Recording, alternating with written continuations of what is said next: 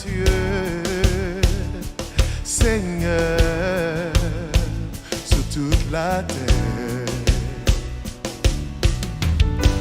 Ton nom est fort et puissant, ton nom est glorieux et grand, en lui nous sommes sauvés. Le nom de Jésus, plus haut que tous les noms, roi des rois, aucun nom n'est comme le sien.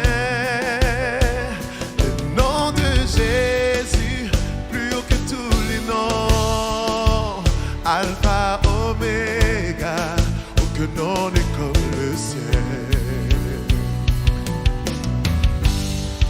Ton nom est comme un doux parfum, déverse sur mon âme, sur mon âme.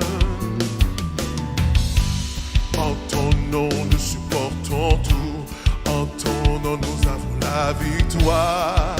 Ton nom est tout puissant, le nom de Jésus, plus haut que tous les noms. Comment? Aucun nom n'est comme le sien.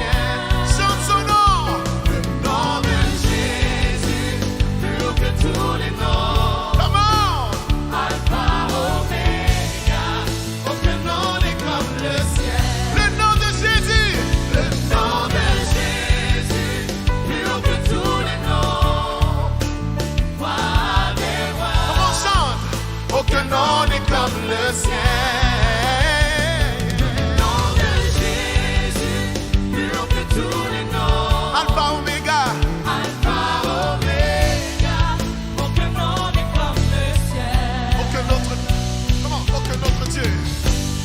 Que notre Dieu n'a vaincu la mort, que Jésus-Christ le ressuscité, nous l'élevons plus haut. En son nom, tout genou fléchit, en son nom, tout homme est sauvé. Yeah! Nous invoquons son nom, le nom de Jésus, plus haut que tous les noms.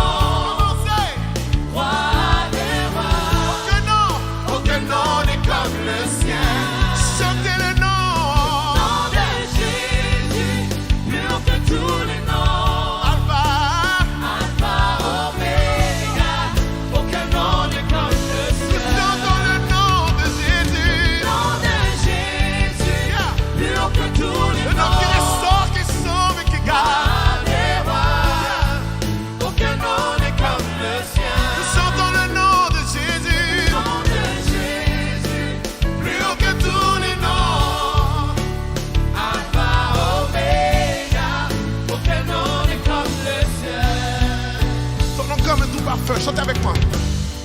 Ton nom est comme un doux parfum, déversé sur mon âme, sur mon âme.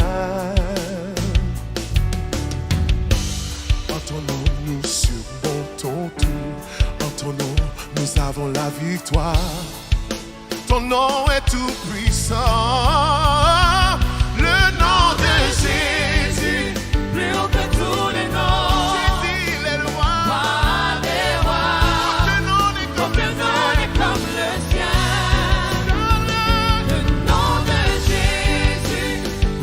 Tous les noms, Alpha, Oméga, aucun nom n'est comme le ciel. Chante le nom de Jésus, le nom de Jésus, plus haut que tous les noms.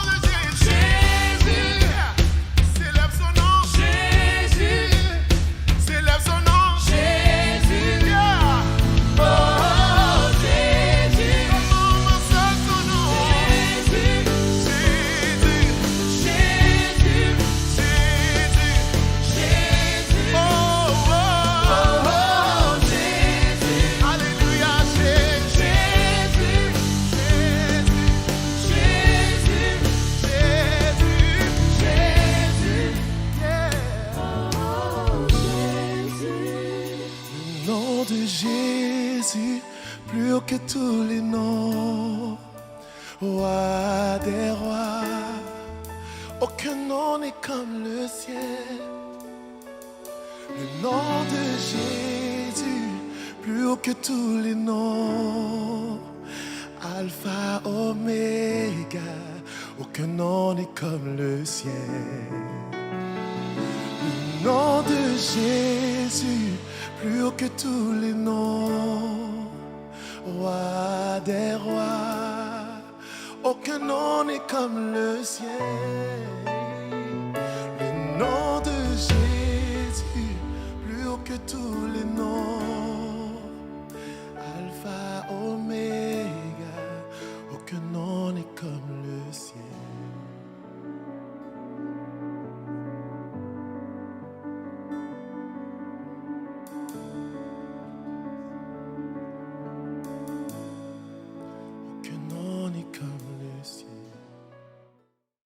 Père, nous te remercions au nom de ton Fils Jésus. Nous croyons que tu entends nos prières. Toi qui écoutes la prière de tous les hommes, que ton nom soit béni. À combien plus forte raison aujourd'hui tu nous écouterais parce que tu as fait de nous ta maison, tu as fait de nous tes enfants, tu nous as choisis malgré nous, tu nous as attirés par le cordage de ton amour auprès de toi et j'ai cette assurance que tu écoutes nos prières. Je bénis le restant de ce moment. Merci de oindre ta parole. J'amène toutes les pensées qui peuvent être captivées à autre chose, à ton obéissance. Je renverse toute forme de raisonnement, d'odeur, de forteresse, d'imagination qui se dresse contre la connaissance du Christ. Je déclare les puissances sataniques dans les cœurs, dans les vies, dans ces lieux, dans chacune des vies, dans chacune des membres de nos familles. Nous les mettons sous le sang de Jésus. Nous interdisons la confusion, nous interdisons la méchanceté, l'injustice, le mensonge du diable. Nous interdisons toutes les activités démoniaques dans les pensées, dans les imaginations, dans chaque frère et sœur, dans chacune de nos vies, dans ma propre vie, et nous remettons ce moment entre tes mains. Nous croyons que tu entends nos prières, Père, dans le nom puissant de ton Fils Jésus-Christ. Merci pour les ministères d'anges que tu déploies en notre faveur. Merci pour la foi qui prend le dessus. Merci pour la repentance. C'est la main de Dieu qui agit sur nos vies. Merci de ce que tu nous fais grâce en ce jour. Que ton nom soit béni. Merci de nous avoir donné encore un jour de plus dans nos vies. Que ton nom soit célébré, Père, au nom puissant de ton Fils Jésus-Christ, le Seigneur. Amen. J'ai remarqué que chaque humain éprouve plus ou moins une certaine crainte devant la mort, n'est-ce pas? Dans Hébreux, chapitre 9, verset 27, nous dit « Il est réservé pour l'homme de mourir une seule fois, après quoi le jugement vient, nous dit la parole de Dieu. » Beaucoup en parlent concernant la mort avec ironie, qu'on pourrait atténuer le côté effrayant de son existence. Pour d'autres, c'est un sujet tabou et le seul fait de parler de cela dérange.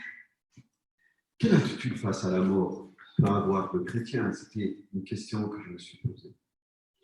Pas plus que les autres, parce que le croyant ne connaît pas non plus le moment où prendra fin sa vie terrestre.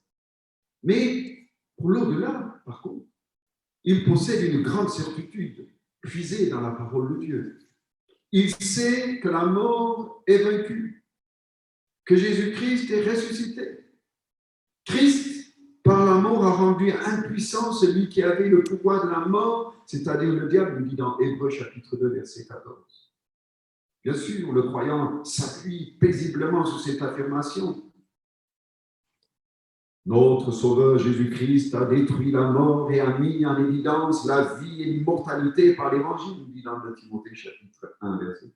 Christ, par son sacrifice, a réglé définitivement la question de la mort. Merci Seigneur. Et ça nous rassure à chacun. C'est donc sans appréhension qu'un chrétien peut envisager sa propre mort. Il sait qu'il va être avec son Sauveur. Merci Jésus. Le jugement et la condamnation qui l'attendaient ont été portés par Jésus, comme nous dit Romains 8, verset 1. Alors, ma question aujourd'hui, c'est juste pour vous dire, as-tu fait la paix avec Dieu? Mais moi, en tant que chrétien, je me suis posé la question en disant, c'est interpellant. As-tu préparé ton éternité? Est-ce que vraiment, toi, en tant que chrétien, tu peux être sûr que tu peux confesser en disant, oui, pour moi, tout est clair. Pour moi, j'ai fait la paix avec Dieu. J'ai fait la paix avec moi-même. J'ai fait la paix avec les autres. Est-ce que est-ce que je peux dire cela? Et c'était la question que je me suis posée et c'est la question que je vais vous poser ce matin. Tu vois la différence entre le début de ma conversion et maintenant, c'est incroyable. Je me rappelle, avant d'être converti, la mort était quelque chose qui était effrayant pour moi. Pourtant, je venais d'une famille assez aisée. Je n'avais pas le droit, humainement, de craindre ou de s'inquiéter. Mes parents étaient ensemble. Alors, il y a plein de choses que je peux dire, mais humainement, tout allait pour le mieux. Et pourtant, il y avait un tel vide dans mon cœur, un tel vide dans mon âme, que j'ai crié. Et mon père avait l'habitude de nous parler sur les histoires de la Bible, des fois les week-ends, les samedis, comme ça, il nous a parlé. Alors, et un jour, j'ai crié au Seigneur en disant, toi, le Dieu d'Abraham, d'Isaac et de Jacob, si tu existes, révèle-toi. C'était le cri de mon cœur. Et dans son grand amour, Dieu s'est révélé à moi. De la mort, je suis devenu à la vie. Mais alors, c'est en lisant Apocalypse, chapitre 3, verset 14, que cette pensée m'est venue. Es-tu vraiment prêt? Voici ce que dit l'Amen, le témoin, dit Apocalypse, chapitre 3, verset 14. Le témoin fidèle et véritable. Le commencement de la création de Dieu. Je connais tes œuvres. Je sais que tu n'es ni froid ni bouillant. Puisses-tu être froid ou bouillant? Ainsi, parce que tu es tiède et que tu n'es ni froid ni bouillant, je te vomirai de ma bouche. Wow. Ce texte, il m'a choqué. J'ai dit, Tef, est-ce que tu es froid ou bouillant? Ou bien est-ce que tu as fini par être tiède et tu crois que tu es toujours bouillant? Vous savez, ce sont des questions qu'on doit se poser. Un autre passage, pareil, dans Apocalypse chapitre 3, verset 1, nous dit ceci. Écrit à l'ange de l'église de Sardes. Voici ce que dit celui qui a les 7 esprits de Dieu et les 7 étoiles. Je connais tes œuvres, je sais que tu te passes pour être vivant et tu es mort. Waouh! Ça, c'était un choc pour moi. Alors, j'ai remarqué que dans ma vie, il y avait une forme de cycle spirituel depuis le début de ma conversion. J'ai retenu à peu près 7 cycles spirituels qui existent dans la vie de quiconque qui a rencontré Jésus. Alors, le premier cycle, comme je disais tout à l'heure, de la mort à la vie. Amen. De la mort à la vie. Mais quand j'ai rencontré Jésus, mais le zèle que j'avais, et quand je compare le zèle que j'avais et le zèle que j'ai aujourd'hui, j'ai dit, waouh, t'es pas si bouillant que tu le penses. T'es pas si bouillant que tu le penses. De la mort à la vie.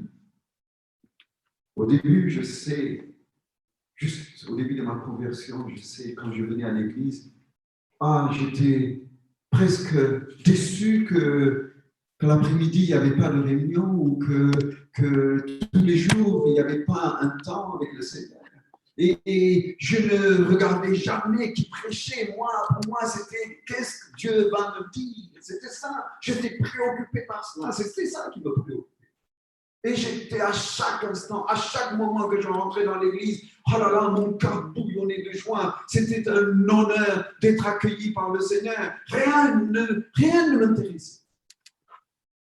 À cette époque, je me rappelle, quand je me mettais à genoux et je priais dans mon appartement d'étudiant au centre-ville, eh bien écoutez, tellement la présence de Dieu était sur moi, les ampoules explosaient, rien quand tu commençais à prier. Des fois, quand j'allais dans les boulangeries ou dans les épiceries, les gens qui me servaient se collaient au mur, tellement il y avait une présence de Dieu. Et ça, Seigneur, j'ai dit, mais où en es-tu aujourd'hui? Où en es-tu aujourd'hui? Un jour, j'étais invité à en Corse, il y avait une sœur qui était rétrograde et le pasteur de l'église m'a amené dans sa boutique et en rentrant dans cette boutique, la femme a commencé à pleurer, mais à pleurer. Je ne sais pas qu'est-ce qui m'a pris. Je pleure, elle disait. Je portais la présence de Dieu. Est-ce que je peux dire aujourd'hui, je porte toujours cette même présence de Dieu? C'est la question que je me suis posée.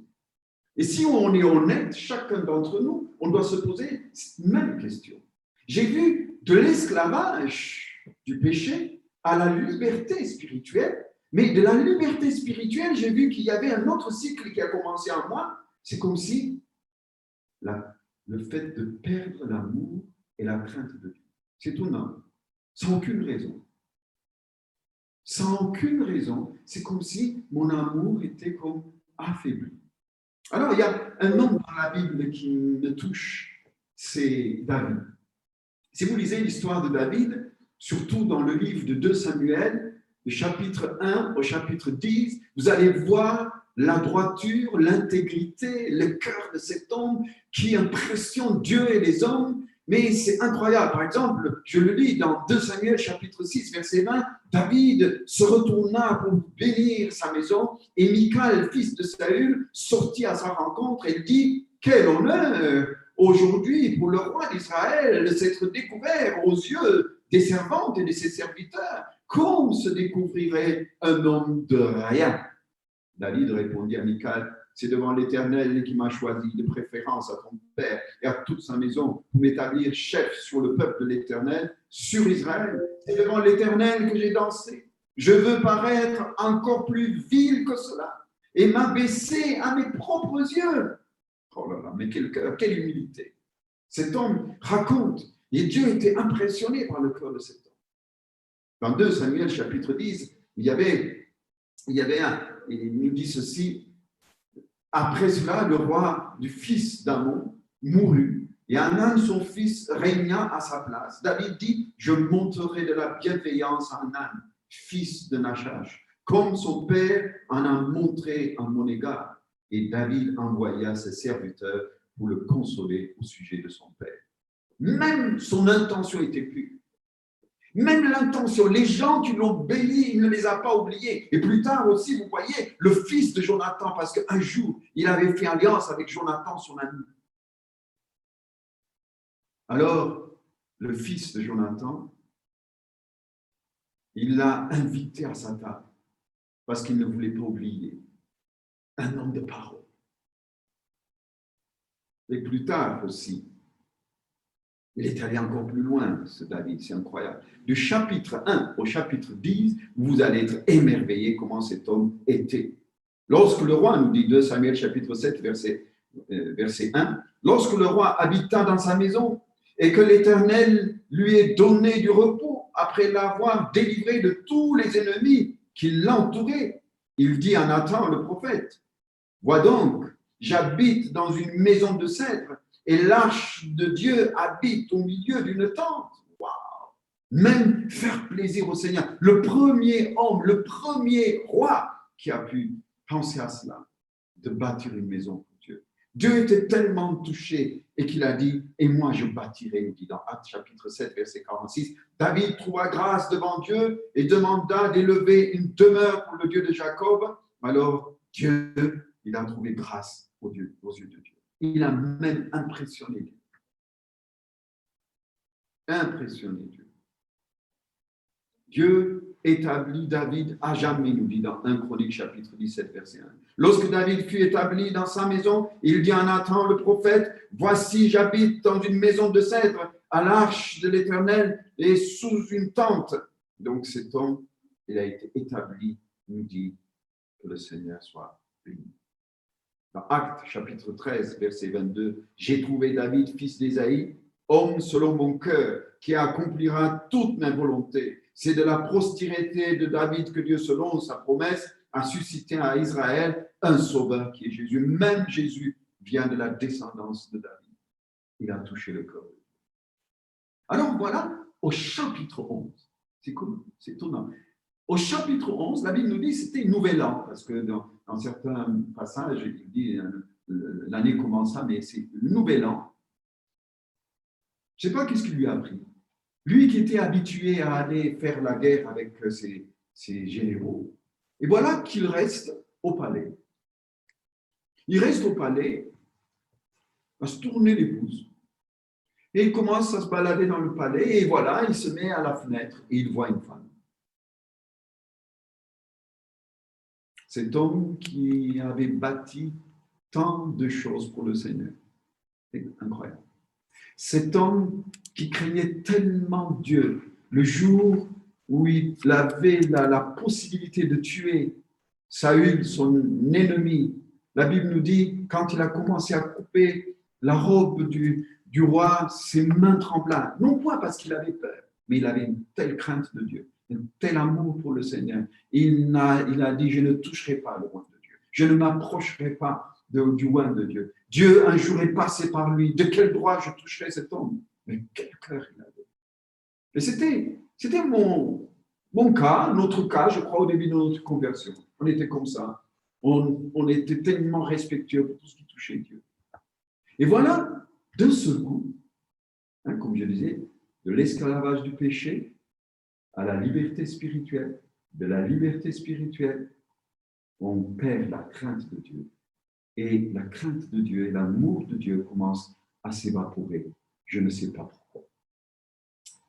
Je ne sais même pas pourquoi, parce que je me rappelle certains des gens que j'avais beaucoup d'estime et tout cela, je les entendais parler à être un peu léger avec les paroles, avec les comportements. Oh là là. Et au début, je ne supportais pas. Au fur et à mesure, ces gens, je commençais à faire comme eux, à parler comme eux, à discuter comme eux, à critiquer comme eux, à ne plus craindre de Dieu. Vous savez, c'est incroyable comment on devient arrogant petit à petit, effronté petit à petit. Ne plus honte, ne plus avoir honte.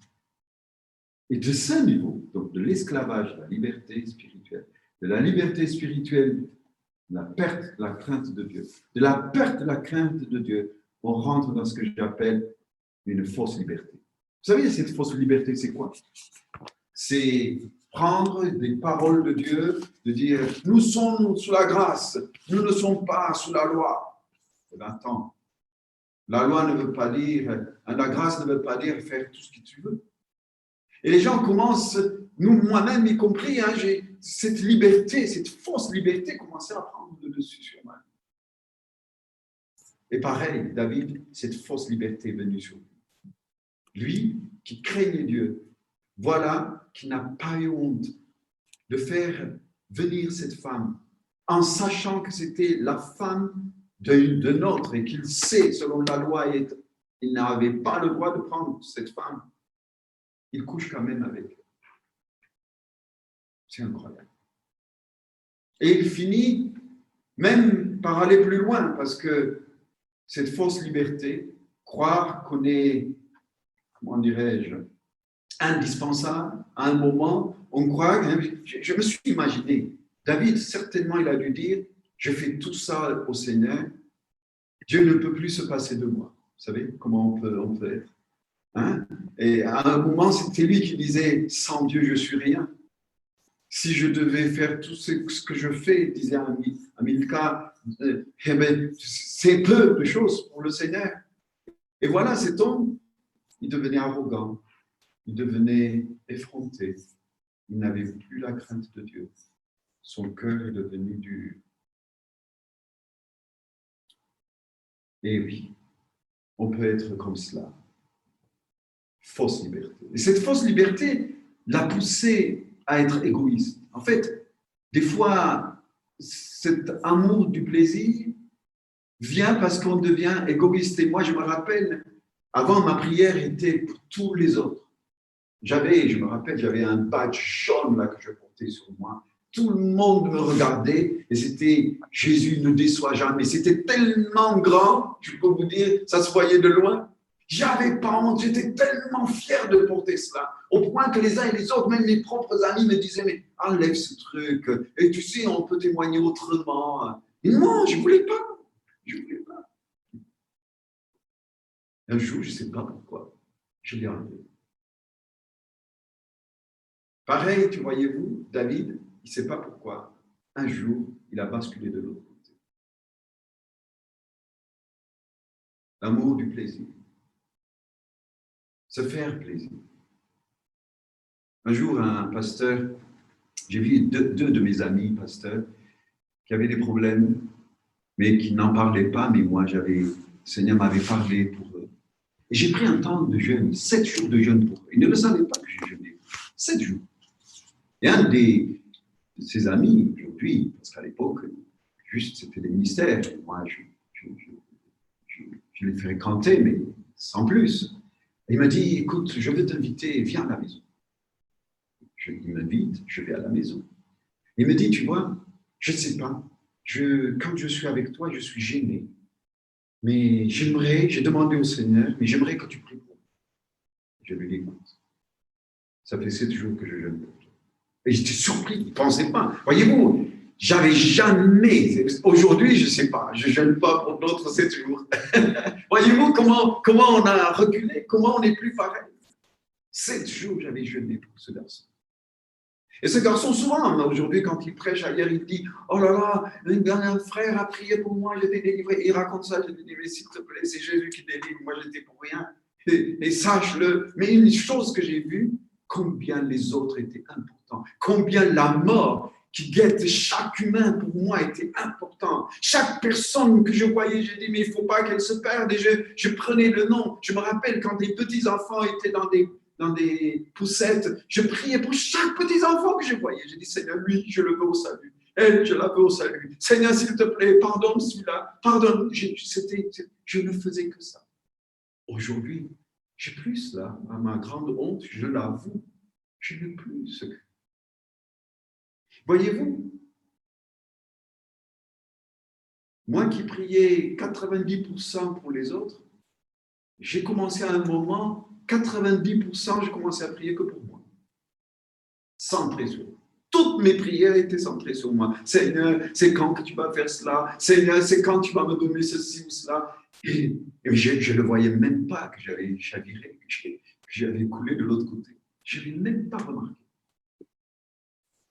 Mais David, voyez-vous, de cet égoïsme, il est passé dans un autre niveau encore plus profond. Il a eu ce que j'appelle une vie sans compassion.